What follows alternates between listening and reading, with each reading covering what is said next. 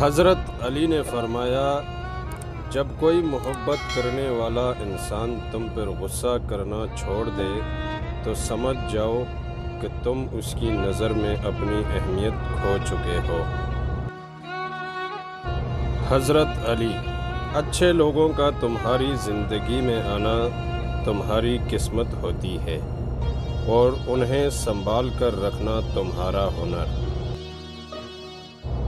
اگر اللہ نے وہ لے لیا جسے کھونے کا تم تصور نہیں کر سکتے تھے تو یقیناً وہ کچھ ایسا بھی دے گا جسے پانے کا تم نے سوچا بھی نہ ہوگا۔ آزمائش میں اللہ اذیت دینے کے لیے نہیں بلکہ کچھ سکھانے کے لیے ڈالتا ہے۔ جتنی جلدی سیکھ جاؤ گے اتنی جلدی وہ دور ہو جائے گی۔ زندگی میں اگر دکھ ملیں تو گھبرانا نہیں چاہیے، کیونکہ ہر دکھ انسان کو سبق سکھانے کے لیے آتا ہے اور ہر سبق انسان کی زندگی کو بدل دیتا ہے۔ ہر حال میں اللہ کا شکر ادا کرے۔